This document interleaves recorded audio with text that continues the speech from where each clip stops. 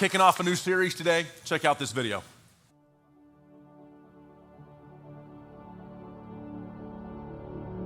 Hey guys, today we're kicking off a new series called As for Me and My House. And really what we're talking about is how the different parts of our houses, the different parts of our homes really symbolize different relationships in our life. And today we're talking about the front porch and really how our front porch or lack thereof kind of symbolizes our relationships with our neighbors, that the people that we're in close proximity to, primarily in our home, but also in our workplace, but that aren't yet our super close friends. I don't know if your house is like mine. I don't have a front porch. I have a back patio that I hang out with my family and some close friends, but I really don't have a front porch. And your house probably doesn't either. There was a time when most houses had really cool front porches, and a time before our homes all had air conditioning and we all had 200 channels of cable television. People used to hang out on their front porches and just be able to connect with their neighbors very, very easily. But now most of our homes don't have front porches. Most of the time what we see when we come to our house is garage doors that open up and that we drive our cars into that garage and then close that garage doors. And many times we go days or even weeks or months without ever seeing any of our neighbors. And I think because of the fact that many times we don't end up knowing our neighbors very well. We end up missing key relationships that could actually be a great blessing in our lives. As I reflect back on different neighbors I've had over the years, the times that I've taken the time to get to know my neighbors have led to some incredible relationships. I remember about a decade ago, we had some neighbors across the street who we got to know, and they had a son about the age of two of our daughters, and we began a friendship, and then they ended up coming to LifeChurch and ended up becoming some of our dearest friends, Todd and April Hale. It was a relationship that was born out of just starting out and being neighbors. Another neighbor of mine in the past was Pastor Tom. I moved into a new house, and Pastor Tom, who was pastoring another church at the time, was my next door neighbor, and our relationship as neighbors grew into friends, and now we have the joy of getting to serve together at LifeChurch. And to me, it's just a reminder of how much good can come out of it when we actually take the time to get to know our neighbors. And so today we're going to talk a little bit about this whole thing of being a great neighbor.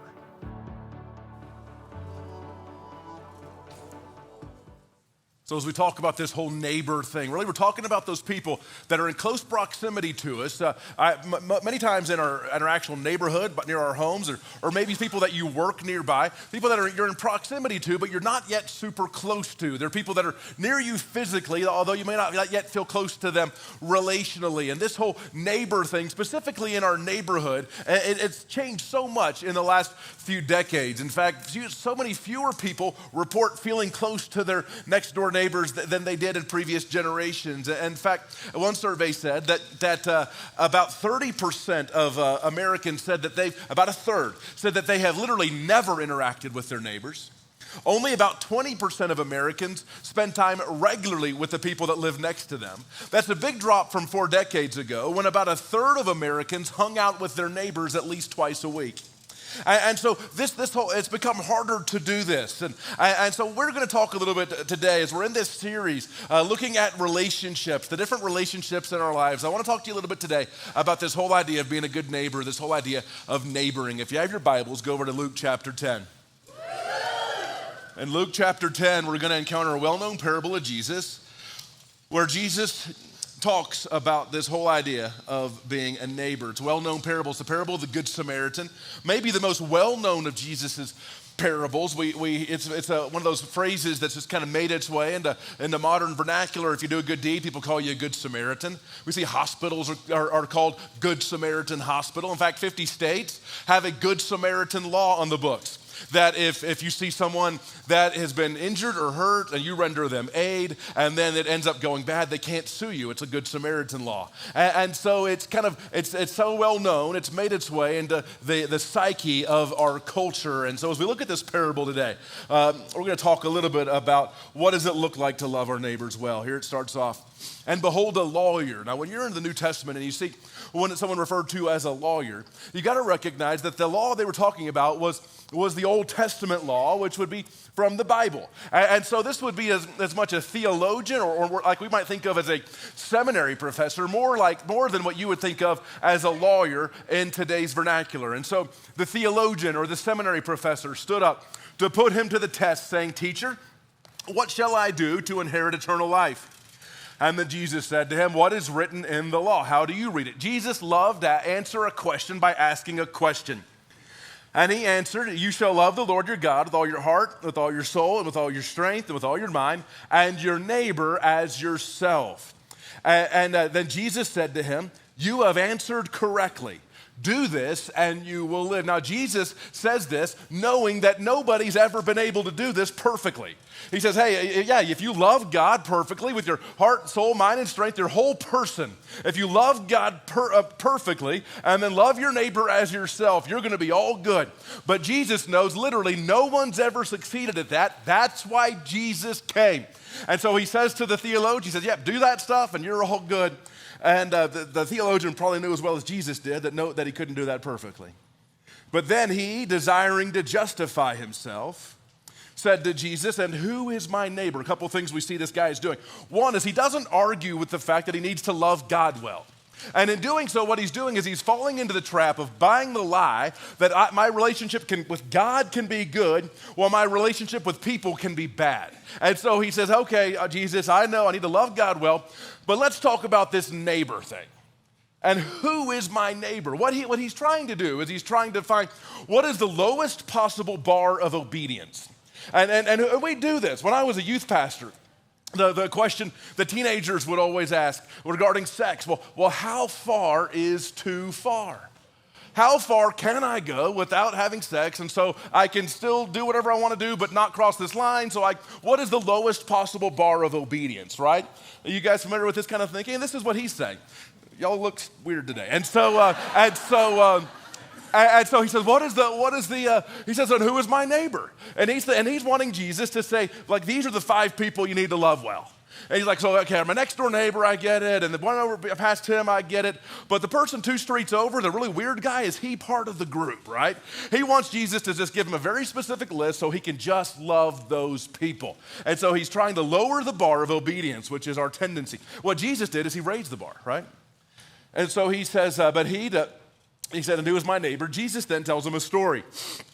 Jesus replied, he said, a man was going down from Jerusalem to Jericho, and he fell among robbers. Everyone knew that road was a very dangerous road. It'd be like being in the wrong part of town after dark. Everyone knew it was dangerous. And he fell among robbers who stripped him and beat him and departed, leaving him half dead. Now by chance, a priest was going down the road, and when he saw him, he passed by on the other side. So also a Levite, think of that as another religious leader of a lower stature than the priest. A Levite, when he came to the place and saw him, passed by on the other side. But a Samaritan, now the Jews hated the Samaritans, but a Samaritan as he journeyed came to where he was, and when he saw him, he had compassion. And he went to him and he bound up his wounds, pouring on oil and wine, and then he sent him on his own animal and brought him to an inn and took care of him. And the next day he took out 2 denarii, 2 days' wages, and gave them to the innkeeper, saying, take care of him, and whatever more you spend, I will repay you when I come back. Then Jesus says, which of these 3 do you think proved to be a neighbor to the man who fell among the robbers? He said, the one who showed him mercy. This guy so hated the Samaritans, he wouldn't even say, oh, it was the Samaritan. He just said, the one who showed him mercy. And Jesus said to him, you go and do likewise. And so I want to talk to you today about just a few things. How do you love your neighbor well? To love my neighbor well, here's the first thing. I must slow down. To loving my neighbor well will require a slowdown. My pace must decrease. Many of us find ourselves too busy to love well. And so the priest and the Levite both found themselves in a hurry. They were trying to get from one place to another, but here's what they knew. They knew that this guy in the distance, he looks half dead. They couldn't tell from a distance, is he alive or dead? And they knew that if they were to get within 2 meters of that man and he were actually dead, they would become ceremonially unclean and unable to continue their temple duties without taking a week to ceremonially cleanse themselves. So they knew in the back of their mind, if I go and then that guy ends up dead, then what I'm going to end up doing is I'm going to lose a week of my life. I'm going to lose a week of my life and having to go through this purification process. And what we see is this picture that sometimes we're just in such a hurry that it keeps us from loving well. We see in the case of the priests and Levites, such a hurry to do good stuff can even get in the way of us loving well. And it's this thing, I think maybe one of the biggest challenges in modern life is the pace at which we live. I believe it's damaging us in many, many ways, and mostly in the quality of our relationships. And I think this is a big thing with like our neighbors and our neighborhood. A lot of times, the reason we don't love our actual neighbors, the people we're in close proximity to, is we're just running from thing to thing. In the morning, we go from home and take the kids to school, drop the kids off at school, and then go to work, and then leave work and pick up the kids from school, and then take them home, scarf down some dinner as fast as you can, and then take them to Little League, and then take them home, get everyone ready for bed, and then get ready to do the same thing the next day. We're just going, and the pace is hurting us in so many ways, but most of all in the quality of our relationships. And what we really need is more margin. See, margin is where relationships happen, and as long as I'm just rushing from thing to thing to thing, all of my relationships will suffer, and many times in my relationships with my neighbors. There's a great book by a medical doctor named Richard Swenson called Margin, Restoring Emotional, Physical, Financial, and Time Reserves, and here's what he said. He said, margin is the space between our load and our limits. It is the amount allowed beyond that which is needed. It is something held in reserve for contingencies or unanticipated situations. Margin is the gap between rest and exhaustion, the space between breathing freely and suffocating. Margin is the opposite of overload. If we are overloaded, we have no margin. Most people are not quite sure when they pass from margin to overload. We don't want to be underachievers, heaven forbid. So we fill our schedules up to the max. Options are as attractive as they are numerous, and we overbook. If we were equipped with a flashing light to indicate 100% full, we could better gauge our capacities. But we don't have such an indicator light. And we don't know when we have overextended until we feel the pain. Have you ever been in that moment where everything feels fine, and then something happens, and then you know, well, now I'm no longer fine? You ever had that moment? And that's what happens when we don't have any margin. As a result, many people commit to a 120% life and wonder why the burden feels so heavy. It's rare to see a life pre-scheduled to only 80%, leaving a margin for responding to the unexpected that God sends our way. And many times, the unexpected that God sends our way are people, and the opportunity to love them. Those people that we may not yet feel terribly close to, they're not our closest friends, they're not our family, but we're in proximity to them regularly in our neighborhood or in our workplace. And the thing about margin is not something that just happens, but you have to fight for it. And so my question for you is, if you were tasked, if your life depended on you freeing up another 4 hours a week out of your life, what would be the 4 hours that you could eliminate of those tasks that would then create a little bit more margin in your life that would open the door for you to be able to love well, to be able to love in a better kind of a way? So if I'm gonna love my neighbor well, I've gotta slow down. If I'm gonna love my neighbor well, I've gotta be willing to take some risks. See, really what the priests and the Levites saw when they passed by is they saw some totally rational fears. It was rational for them to feel like for them to go and help that person might be too risky, that it might be too dangerous. Everyone knew it was a dangerous road.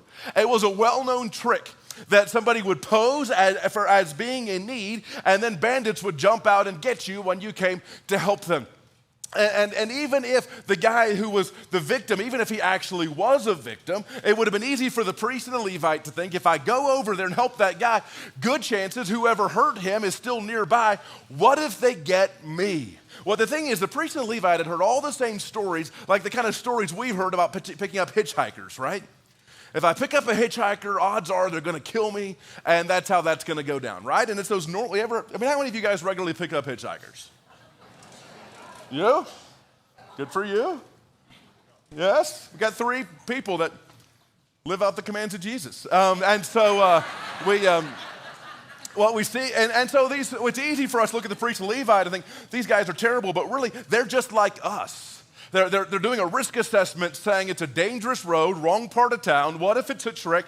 What if those bandits are nearby and they're gonna get me, and they believe the risk is too great. I love the quote of the Reverend Dr. Martin Luther King. Here's what he said.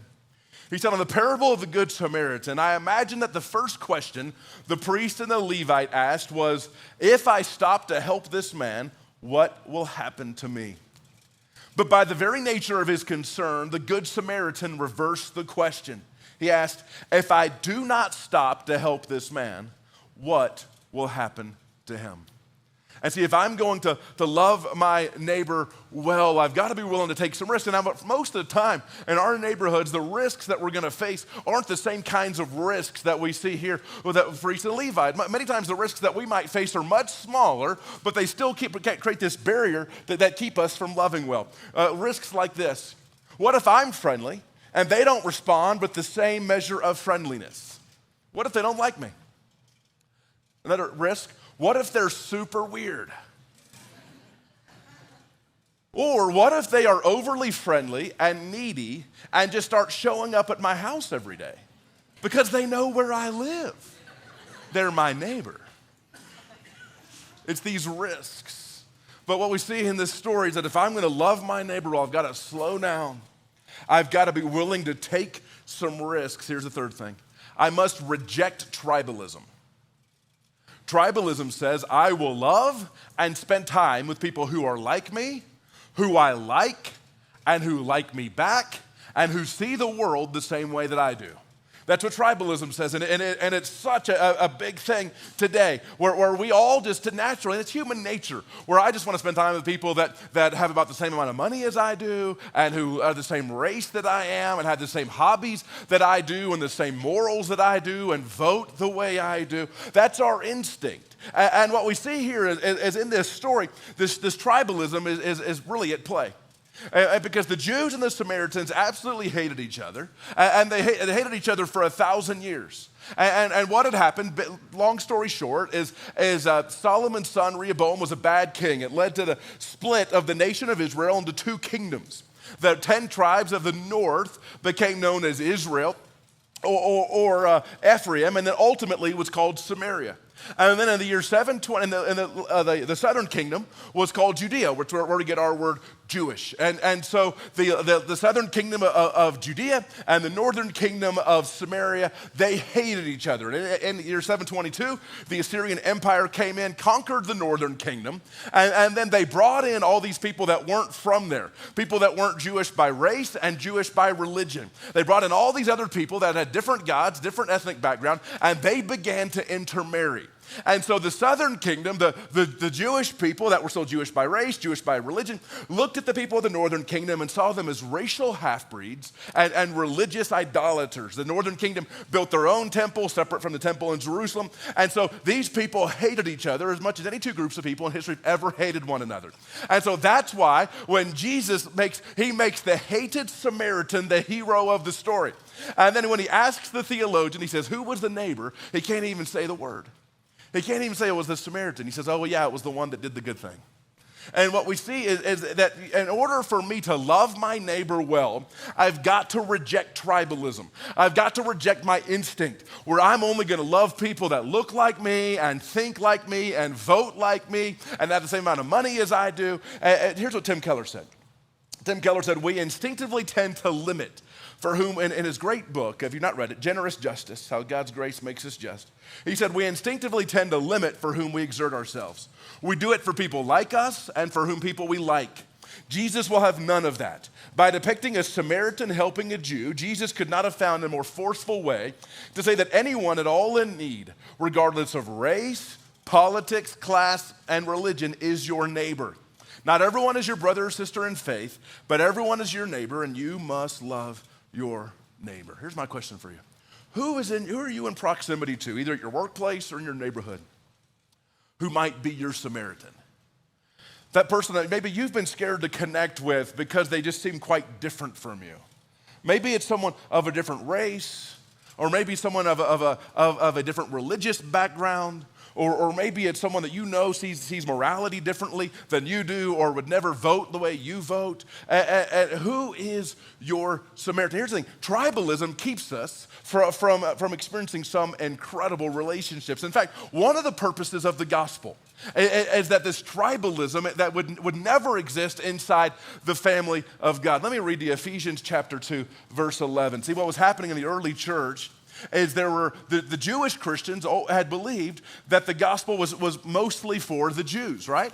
But then now we see some people that were coming to faith that weren't Jewish, and there was this division inside the church. There was this tribalism.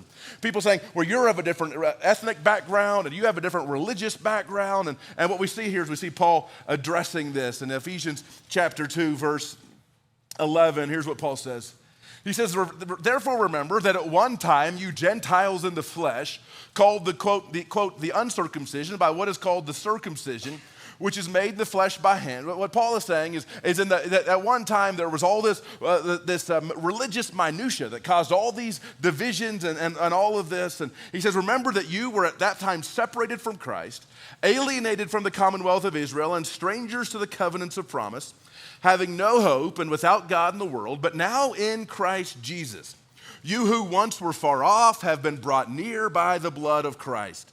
For he himself is our peace, who has made us both one, and has broken down in his flesh the dividing wall of hostility. Saying there's no tribalism inside the family of God. We're all one. No matter what our socioeconomic status or our ethnic background or any of this stuff, we all become one. All of that stuff goes away in the gospel. He says, by abolishing the law of commandments and ordinances, that he might create in himself one new man in place of the two, so making peace. Let me read you a little picture of what heaven's going to look like. In the book of Revelation 5, he says, and they sang a new song saying, worthy are you to take the scroll and to open its seals, for you were slain. And by your blood you ransomed people for God from every tribe and language and people and nation. And you've made them a kingdom and priests to our God, and they shall reign over all the earth. What he's saying is in heaven, there's going to be that there's going to be Christians from every tribe and every tongue and every nation and every socioeconomic background and all coming together as one in the gospel. Here's the next thing. If I want to love my neighbor well, I must pay the price. So here's the thing. Neighboring will be costly, and selfishness will keep us from doing it. Sometimes we are simply too cheap and too selfish to love well. But what we see the Samaritan is he took time.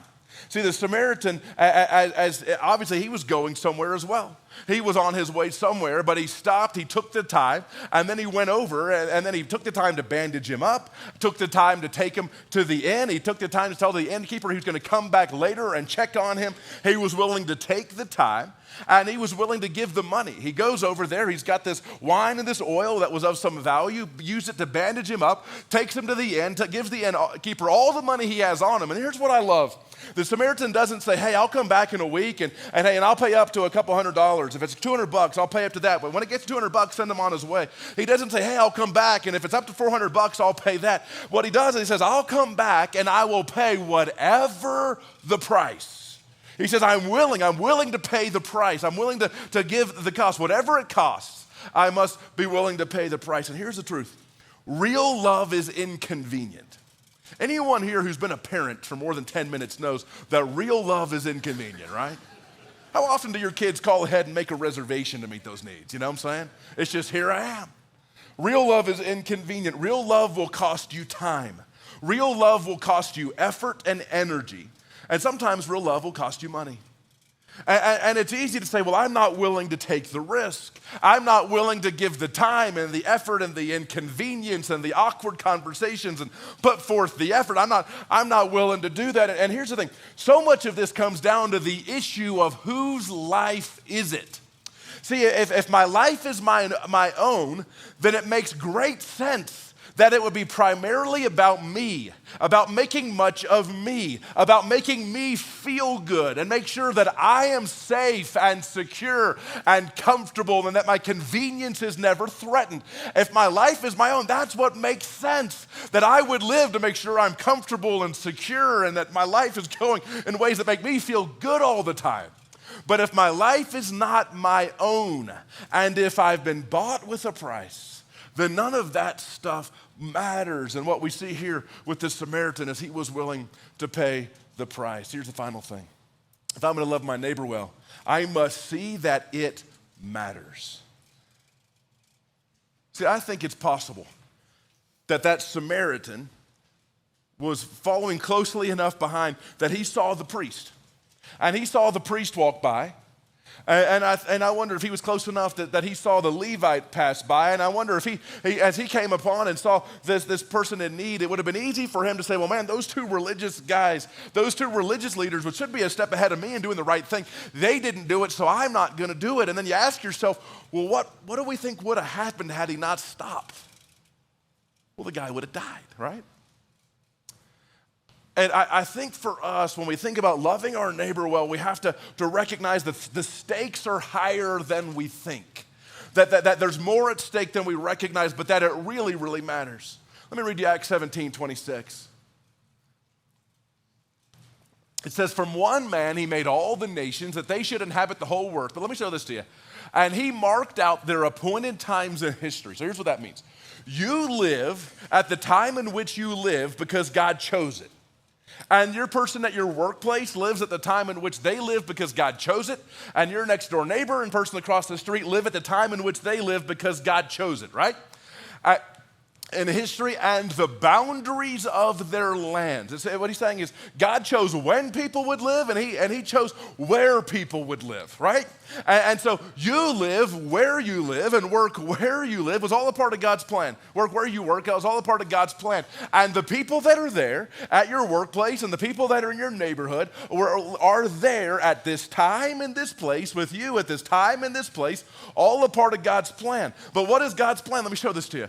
God did this so that they would seek him and perhaps reach out for him and find him. Here's what we see here, is that when it comes to when we live and where we live, there's more at stake, that God has eternal purposes that have to do with people knowing him.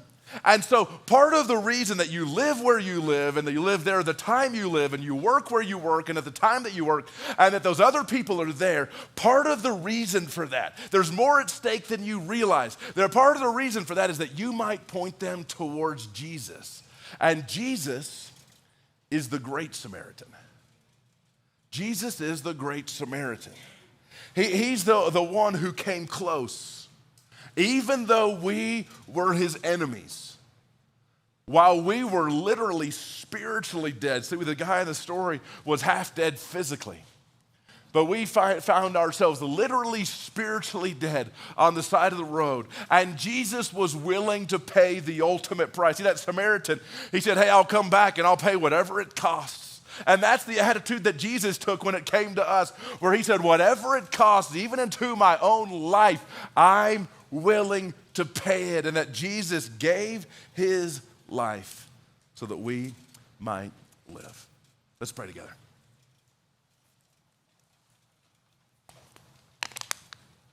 I wonder, as we talk about this whole neighbor thing, people that are in proximity to you physically, but you're not necessarily all that close to relationally. Maybe it's a next door neighbor or someone across the street or someone in the office across the hall. But I wonder for you, if while we were talking about that, if maybe a face appeared in your mind, a face of someone, you don't even know their name yet, but you know the face. Or maybe a name came to your mind of someone that maybe God's placed there at the same time as you, at the same place as you. And yes, for you to love them and others well, it's going to require slowing down. And it's going to require taking some risks. It may require laying aside some prejudices, some tribalism.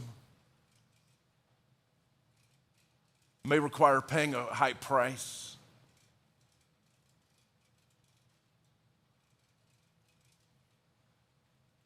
But that it matters. So, Father, our prayer is that you would help us God, to love you with our whole selves. And God, that you'd help us to love our neighbor as ourselves. And we know that we cannot do it in our own strength. Pray that you'd help us. In Jesus' name, amen.